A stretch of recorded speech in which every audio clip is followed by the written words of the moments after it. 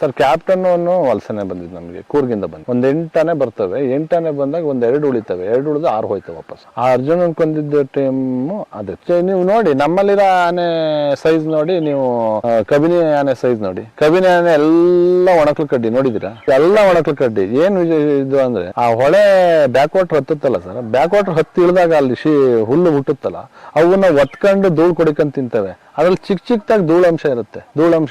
ಅದು ಆನೆನ ಡೆವಲಪ್ ಮಾಡಕ್ ಬಿಡಲ್ಲ. ನೀವು 50 ವರ್ಷದ ಆನೆ ಹೊಡೆದ್ರೆ ಅದು ನಾನು ಕಾಡಲ್ಲಿ ಅಷ್ಟು ಚೆನ್ನಾಗಿದ್ದೆ, ಇಲ್ಲಿ ಬಂದು ಈ ತರ ಆಗ್ತಿದ್ದೀನಲ್ಲ ಅಂತ ಸೊರ್ಗಿ ವೀಕ್ ಆಯ್ತವೆ. ಇದ್ದಷ್ಟು ದಿನ ಇರ್ಲಿ, ಹೋದಷ್ಟು ದಿನ ಹೋಗ್ಲಿ ಅಂತ ಜನನೂ ಇರ್ತಾರೆ ಅಷ್ಟೇ. ಹಂಗಾಗಿನೇ ಸುಮಾರು ಆನೆಗಳು ಇವತ್ತು ಸತ್ತೋಕೆ. ಭೀಮಾ ಅಲ್ಲಿವರೆಗೂ ಭೀಮಾ ಅಂತ ಅಲ್ಲ, ದೊಡ್ಡ ಆನೆ ಅನ್ನೋದು ಗೊತ್ತಿತ್ತು, ದೊಡ್ಡ ಆನೆ ಅಷ್ಟೇ. ಅಜ್ಜಿನ್ ಕರ್ಕೊಂಡ್ ಬರ್ತಿದ್ದೆ ಸರ್, ಈ ಬಾಳ್ಳೆಪೇಟೆ ರೋಡ್ ಇದೆಯಲ್ಲ ಅಲ್ಲಿ ಬರ್ತಿದ್ದೆ. ತೋಟ ಸೈಡ್ ಆನೆ ಇದೆ, ಮರ ಎಳೆಯಕ್ಕೆ ಆನೆ ಬಂದಿರಬೇಕು, ಟಿಂಬರ್ ಮಾಡ್ಕೊಂಡಿದ್ದಾರೆ ಅಂತ. ಮರ ಎಳೆ ಆನೆ ಆದ್ರೆ ಕುತ್ತಿಗೆಗಾರ ಒಂದ್ ದಾರ ಕಟ್ಟಿರ್ತಾರೆ, ಏನಾರ ಒಂದ್ ಚೈನ್ ಇರುತ್ತಲ್ವಾ. ಇದಕ್ಕೆ ಏನಿಲ್ಲ, ಸುಮ್ಮೊಂದಿತ್ತಿದೆ. ಯಾಕೆ ಅಲ್ಲಿಂದ ಅಂತ ಹೇಳ್ತೀನಿ. ಇನ್ನೊಂದು ಅದಕ್ಕೆ ಉದಾಹರಣೆ ಕೊಡ್ತೀನಿ. ರೀಸೆಂಟ್ ಆಗಿ ಭದ್ರಾದವರೆಗೂ ಹೋಗಿ ಟಚ್ ಮಾಡ್ಕೊ ಬಂದು ಗೊತ್ತಾ, ಬೀಟಮ್ಮ ಗ್ಯಾಂಗು. ಇದನ್ನ ಕರ್ಕೋಗಿದ್ದೆ, ಆ ಗ್ಯಾಂಗ್ ನಾಗ ಕರ್ಕೋಗಿದ್ದೆ ಇದು ಭೀಮಾ. ಇದು ಮೂಲತಃ ಚಿಕ್ಕಮಂಗ್ಳೂರ್ ಆನೆ. ಆವಾಗ ಆಯ್ತು, ಹೋಯ್ತಾ ಅದಕ್ಕೆ ಭೀಮಾ ಅಂತ ಹೆಸರಿಟ್ರು. ಅಪ್ಪನ ಭೀಮಾ ಅಂತಾನೆ ಇಟ್ರು.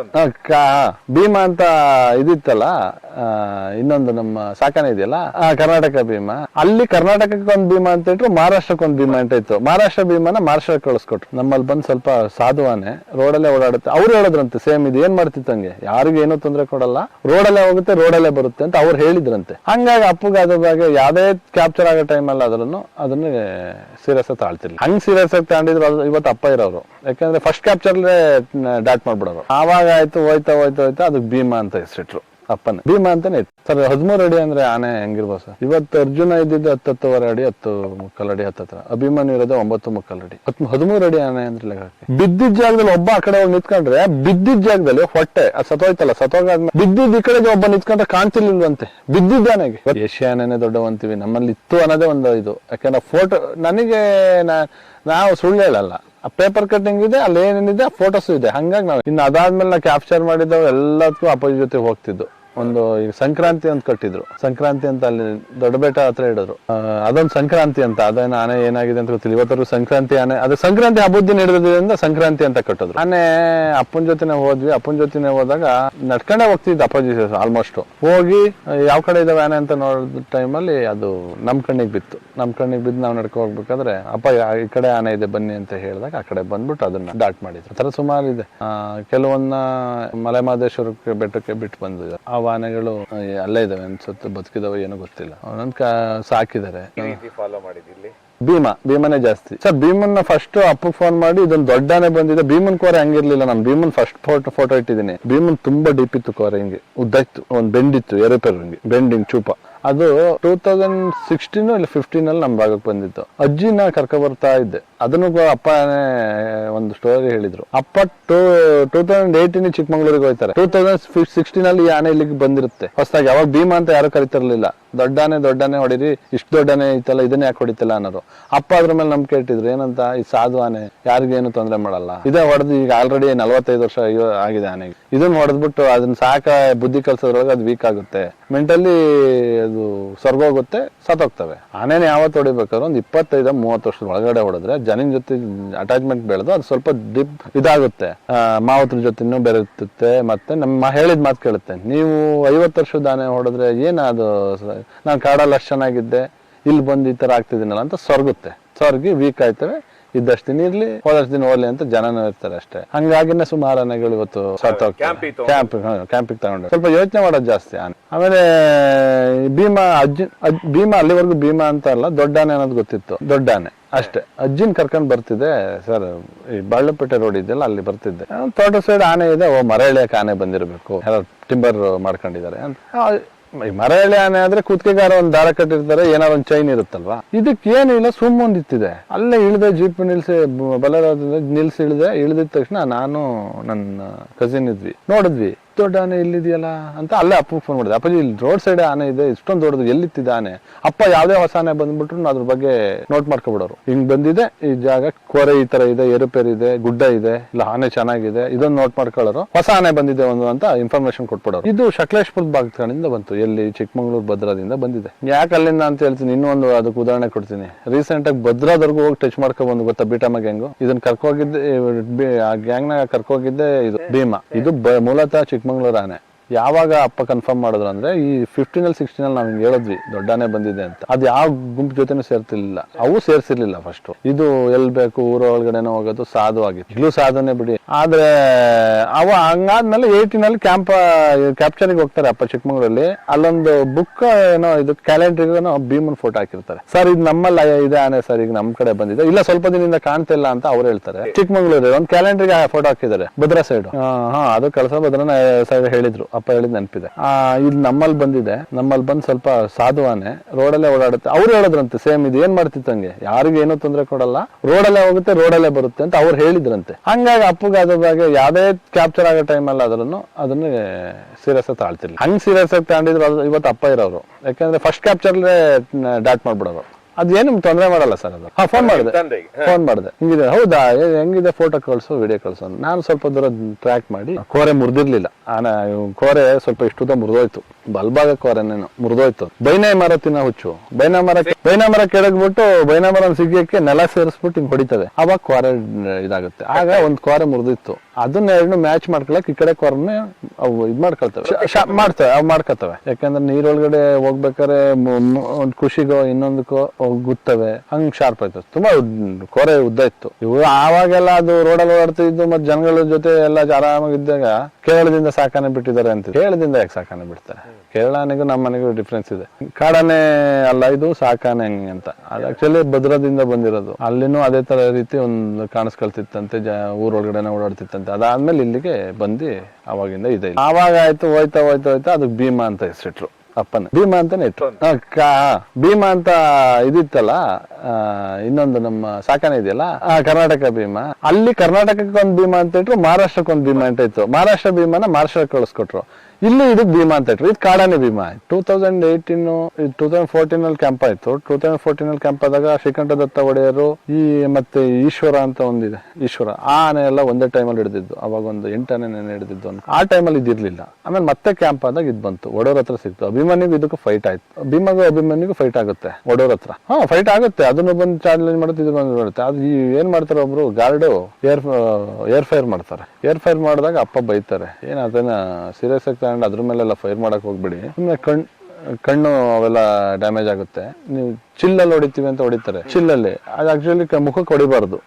ಚೆರೆಲಿ ಒಂದು 60ರಿಂದ 70 ಒಂದು ತೋಟದಲ್ಲಿ ಬರ್ತವೆ. ಅದನ್ನ ಮುಖಕ್ಕೆ ಹೊಡೆದಾಗ ಏನಾಗುತ್ತೆ, ಕಣ್ಣು ಪಣ್ಣಿಗೆ ಬೀಳುತ್ತೆ. ಈಗ ಯಾರು ಹೊಡೆಯಲ್ಲ ಬಿಡಿ. ಇವಾಗ ಯಾರು ಹೊಡೆದ್ರೆ ಅವಾಗ ಅಪ್ಪ ಬೈಯ, ಹೊಡಿಬಿಡಿ ಆನೆಗೆ ಮುಖಕ್ಕೆ ಹೊಡಿಬಿಡಿ ಅಂತ ಅಗ್ರೆಸಿವ್ ಆಯ್ತು ಅಂದ್ರೆ ನೆಲಕ್ಕೆ ಹೊಡಿರಿ. ಸೆನ್ಸ್ ಮಾಡ್ತೇವೆ ಅವು.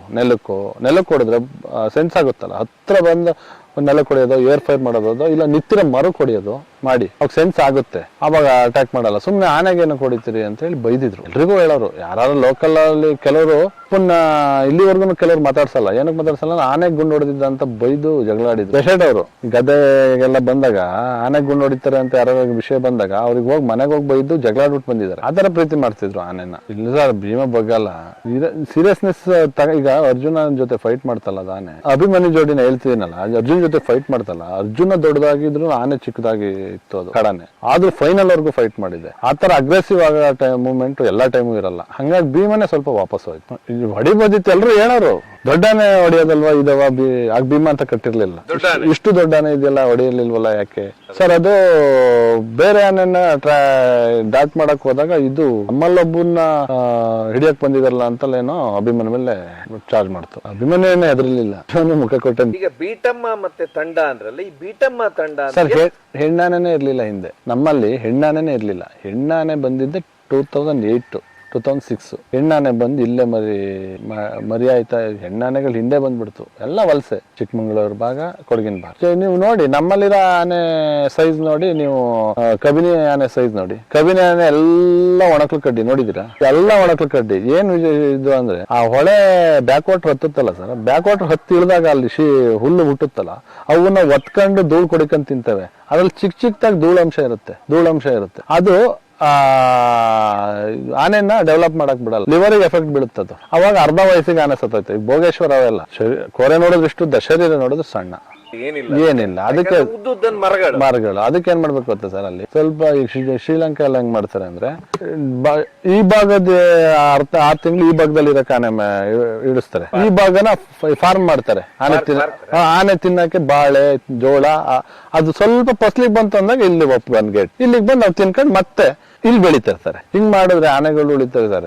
ಇಲ್ಲಿ ಏನಾಗುತ್ತೆ ಗೊತ್ತಾ ಸರ್, ಹೊಡೆ ಆಗಿರೋ ಭತ್ತ ತಿಂತವೆ, ಹೊಡೆಯಾಗಿ ಬಂದಿರುತ್ತೆ ಭತ್ತ ತಿಂತವೆ. ಮಸ್ತಿ ಯಾಕೆ ಬರ್ತವೆ ಅಂದ್ರೆ ಆನೆ, ನೀವು ಕಾಳ್ಗೆ ಆವಾಗ ತಾನೆ ಜೋಳ, ಎಳೆ ಭತ್ತ, ಎಳೆ ರಾಗಿ, ಬಾಳೆ ಮತ್ ಬೈನೆ ಎಲ್ಲ ಇದೆ. ಹಂಗಾಗಿ ಆನೆಗಳು ಪ್ರೋಟೀನ್ ಅಂಶ ಚೆನ್ನಾಗಿ ಸಿಗ್ತಾ ಹೋದಾಗ ಮಸ್ತಿ ಬರೋದು ಸಹಜ. ಅದಾದ್ಮೇಲೆ ಯಾವಾಗ ಹೋದ್ರು ಭೀಮ ಐತೆ ಅನ್ಕೊಂಡು ಅದನ್ನ ತಪ್ಪಿಸಿ ಹೆಣ್ಣಾನೆಗೆ ರೇಡಿಯೋ ಕಲರ್ ಹಾಕೋರು, ಇಲ್ಲ ಅದ್ರ ಜೊತೆ ಇದ್ದಾನೆ ಹೊಡೆಯೋರು ಇದ್ ಮಾಡ್ತಿದ್ರು.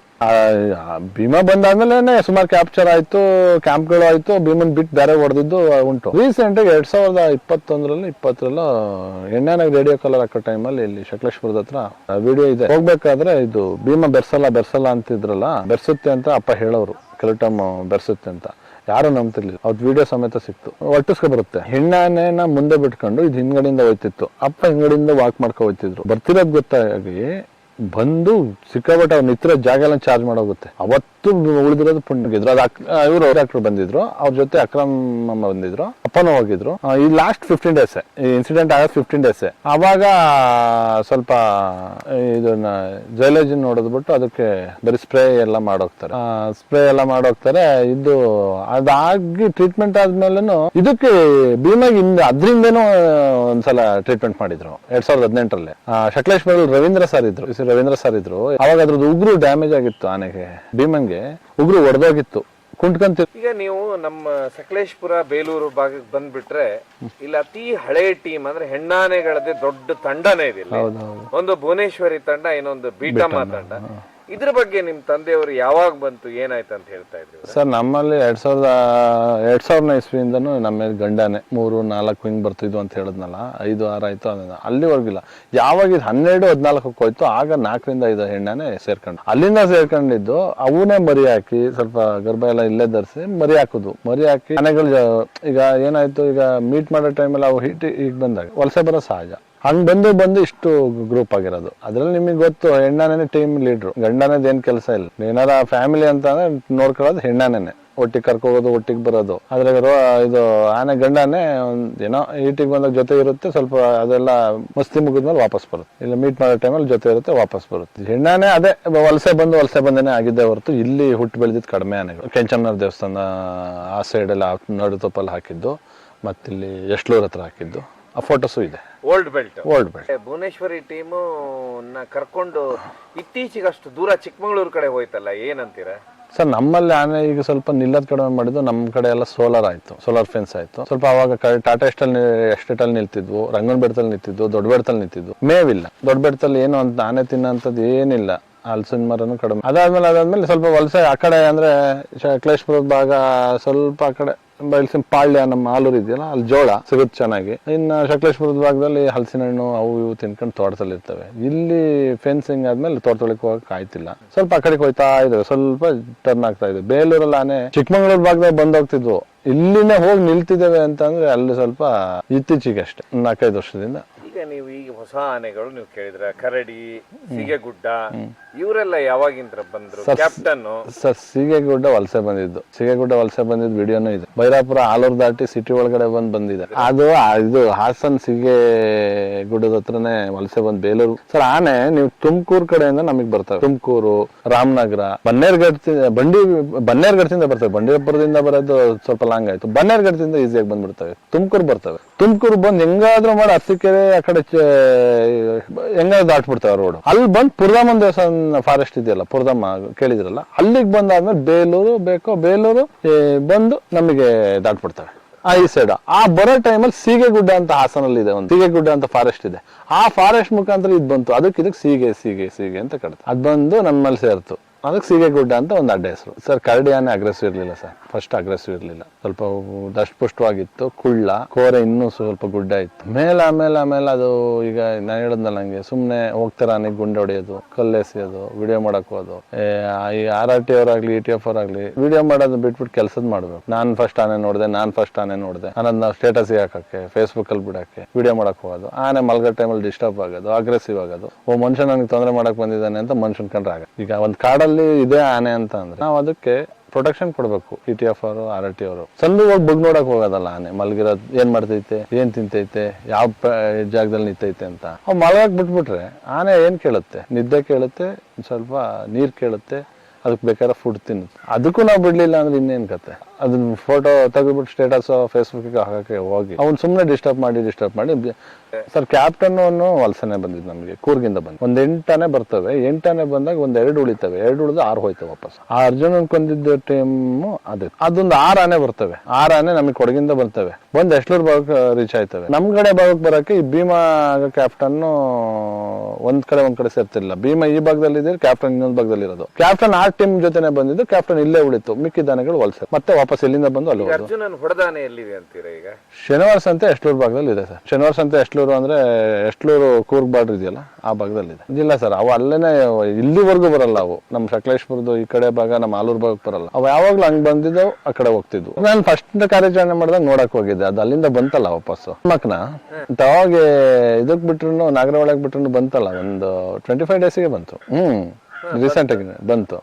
ಬಂದ್ ಮತ್ತೆ ಕ್ಯಾಪ್ಚರ್ ಮಾಡ್ಬಿಟ್ಟು ಮಧ್ಯದ ದಾರಿಲಿ ತಗೋಬಿಟ್ರು. ಮತ್ತೆ ಹಂಗೆ ಆನೆಗಳು ಎಲ್ಲೇ ಬಿಟ್ರು ಬರ್ತವೆ ಸರ್. ಈ ಕಡೆ ಫುಡ್ ಮತ್ತೆ ನೀರ್ ಚೆನ್ನಾಗಿದೆ, ದಿನಕ್ಕೆ 50 ಕಿಲೋಮೀಟರ್ ನಡೀತವೆ. ಅದಾದ ನಂತರ ನೀವ್ ಯಾವ್ದು ಬೆಸ್ಟ್ ಕಾರ್ಯಾಚರಣೆ ಅಂತ ನೋಡಿದ್ದು ಆನೆ ನೆನಪಿದೇನೆ ಯಾವ್ದಾದ್ರು? ರೀಸೆಂಟ್ ಆಗೆಲ್ಲ ಮಾಡಿದ್ರು. ಅಪ್ಪ ಹೊರಗಡೆ ಹೋಗ್ತಿರ್ಲಿಲ್ಲ. ಇಲ್ಲ, ಅಪ್ಪ ಈ ಇನ್ಸಿಡೆಂಟ್ ಹಾಕಿಂತ ಮುಂಚೆ 1 ತಿಂಗಳ ಹಿಂದೆ ರಾಮನಗರ ಹೋಗಿದ್ರು.